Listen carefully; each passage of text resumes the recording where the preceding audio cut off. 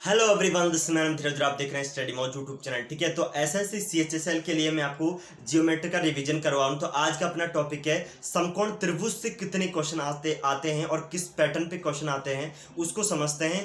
पूरी वीडियो देखना, आपको एक से दो क्वेश्चन आपको सीएचएसएल के एग्जाम के अंदर 100% मिलने वाला है, इसकी फुल गारंटी है। ठीक है, तो देखिए अपने पास में समझते हैं। तो आपको ये पता है, ये तो पता ही होगा कि समकोण त्रिभुज क्या होता है भैया, अगर पता होगा ना भैया, ए बी और अपने पास में सी है। मैं आपको वो चीजें बताऊंगा जो एग्जाम में पूछी जा रही है लेटेस्ट पैटर्न पर। ठीक है, तो ये अपने पास में है, तो ये एक समकोण त्रिभुज बन जाएगा। ठीक है, समकोण त्रिभुज। अब यहाँ पे देखो क्वेश्चन किस तरह का आता है।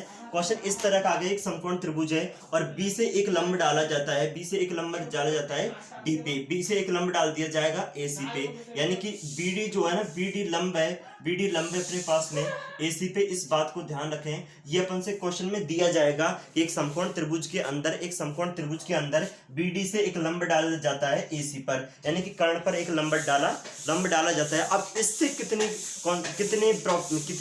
फॉर्मूले बनते हैं, इससे क्या क्या बन सकता है, क्या क्या अपन से पूछा जाता है एग्जाम के अंदर, उस पर बात करते हैं। सबसे पहले यहाँ से जो पूछा जाता है वो पूछा जाता है, आपसे पूछा जाएगा कि बीडी की वैल्यू आप मुझे बता दीजिए कि बीडी कितना होगा। तो बीडी को निकालने के दो तरीके होते हैं, दोनों तरीके मैं आपको बताऊं। तो बीडी को निकालने का पहला तरीका ये होगा, बीडी अपने पास में बीडी होगा ए बी गुणा बी सी अपने पास में, वो बी, हाँ, ए बी गुणा बी सी क्या हो जाएगा, ए बी गुणा बी सी हो जाएगा, ए बी गुणा बी सी अपॉन ए सी हो जाएगा। ठीक है, तो बीडी निकालने का जो तरीका होता है बराबर बीडी बराबर ए बी गुणा बी सी बटे ए सी का। दूसरा क्या तरीका है, दूसरा ये तरीका है अपने पास में, दूसरा ये तरीका है कि अगर आपको बीडी निकालना है तो बीडी का स्क्वायर बराबर होता है आपके पास में ए डी गुणा डी सी, अपने पास में ए डी गुणा डी सी होगा।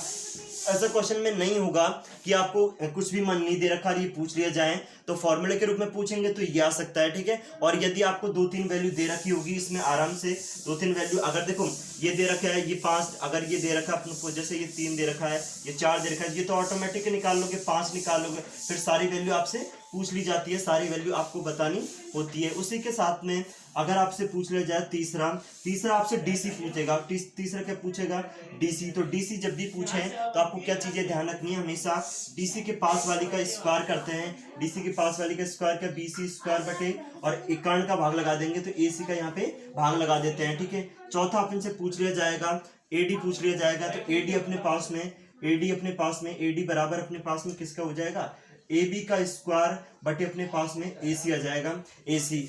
मेरे भाई इस बात को ध्यान रखें, एसएससी सीजीएल तो जब अभी जो 2022 का एग्जाम हुआ है उसके अंदर जो क्वेश्चन आया है, चाहे आप देख लेना, मेरी अगर यकीन नहीं है तो आप देख लेना, उसके अंदर आपसे पूछा है, उसके अंदर ये पूछा है कि डीसी, उसके अंदर ये पूछा है अपने पास में कि एडी, अपने पास में एडी और डीसी का रेशियो बताइए। ये क्वेश्चन इस पैटर्न पे क्वेश्चन आया हुआ है, आपसे पूछेगा कि एडी और डीसी का रेशियो बता दीजिए। इस पे क्वेश्चन आया, तो अपन क्या करेंगे, देखो तो अपने पास में एडी कितना है, एडी अपने पास में ए बी स्क्वायर अपॉन कितना है, ए सी है, अनुपात अपने पास में ये बी सी स्क्वायर अपॉन ए सी है, तो ए सी से ए सी कैंसिल हो जाएगा, तो क्या आ जाएगा, A B square upon B C square, A B square upon B C square. इन बातों को ध्यान रखें कि जब भी आपके एडी और डीसी का रेशियो पूछा जाएगा तो A B square upon B C square के बराबर होगा। इस बात को ध्यान रखें, बहुत ज्यादा इंपॉर्टेंट है। तो ये अपने पास में ये 3-4 हैं, इनको आपको याद रखने, इन पे बेस्ड क्वेश्चन बहुत ज्यादा आते हैं, इन पे बेस्ड क्वेश्चन अपन से पूछा जाता है। तो आई होप कि ये आपको बातें समझ में आ गई। और भी आपको समकोण त्रिभुज से में जितने भी तरीके हो सकते हैं, जितने भी चीजें हैं वो मैं सारी यहाँ पे सिखाने वाला हूँ। तो आई होप कि ये चीजें आपको क्लियर हो गई होगी। ठीक है, आगे समझते हैं। देखो समकोण त्रिभुज से और क्या क्या क्वेश्चन बन सकते हैं। ठीक है, ये टॉपिक वाइज है, बिल्कुल ये टॉपिक वाइज के भी अंदर अपने पास में हर पर्टिकुलर उसके है कि जिसका ज्यादा वेटेज है उसके अकॉर्डिंग में लेने वाला हूँ। ठीक है, तो अपने पास में ये एक समकोण त्रिभुज है, इस समकोण त्रिभुज के अंदर आपको ज्यादा बताने की जरूरत नहीं है, एक 90 डिग्री का होता है। अगर देखो आपके पूछ लिया जाए कि इसके अंदर एक वृत्त बना दिया जाए, उस वृत्त की त्रिज्या है स्मॉल आर, तो आपसे आर की वैल्यू पूछी जाती है। आर को क्या बोलेंगे, अंतःवृत्त की त्रिज्या। आर को क्या बोलेंगे, स्मॉल आर को क्या बोलते हैं, स्मॉल आर को बोलेंगे अंतःवृत्त। अपने पास में अंतःवृत्त की त्रिज्या आप यहाँ बोलेंगे, अंतःवृत्त की त्रिज्या। आर को निकालने के मेरे पास में 2 तरीके होते हैं। होते हैं। आर को निकालने के कितने तरीके, दो तरीके होते हैं। तो पहला तरीका तो क्या होता है, डेल अपॉन एस, ये सारे में लगाते हैं डेल अपॉन एस। डेल क्या है यहाँ पे, क्षेत्रफल है, और एस का यहाँ पे अर्ध परिमाप, क्या है भैया, अर्ध परिमाप, ठीक है, अर्ध परिमाप होता है, ठीक है, अर्ध परिमाप होता है। दूसरा देखो अपने पास में ये होता है, अगर आपके पास में समकोण त्रिभुज है, अगर ये समकोण त्रिभुज है तो सी के सामने वाली भुजा सी मानो, ए के सामने वाली ए, और बी के सामने वाली अपन ने मान लिया ये बी है। तो हमेशा ये ध्यान रखना है, हमेशा ये ध्यान रखना है कि आपको ए प्लस के सी को जोड़ना है और माइनस के बी अपॉन 2 कर देना है। इससे सर कि आपने क्या लिख दिया हमारे को समझ में नहीं आया। तो हमेशा ये ध्यान रखना कि आधार और लंब को जोड़ना है, यानी कि मैं बोल दूं कि आधार प्लस के अपने पास में लंब को जोड़ना है और कर्ण को माइनस कर देना है, कर्ण माइनस करना है और 2 का भाग लगा देना है, तो अंत्यवृत्त की त्रिज्या आ जाएगी। अंत्यवृत्त की त्रिज्या अपन से पूछी जाएगी, इस तरह के भी अपन से पूछा जाता है एग्जाम के अंदर, ठीक है, इस तरह का भी अपन से पूछा जाएगा। अगर इसी के अंदर परित्रिज्या पूछ ली जाए, परित्रिज्या देखो समकोण त्रिभुज है, समकोण के अंदर अपन पास में समकोण त्रिभुज के अंदर एक चीज और यहाँ ध्यान रखो अपने पास में, ये तो होगी अंतःवृत्त की त्रिज्या। परिवृत्त की त्रिज्या पूछी जाए तो किस तरह से अपन करते हैं, आइए समझते हैं। तो ये आपको याद होना चाहिए, आधार प्लस लंब को जोड़ेंगे और कर्ण माइनस कर देंगे तो अपने पास में इसका आंसर आ जाएगा, ठीक है। तो आई होप कि ये समझ में आ गया होगा आपको।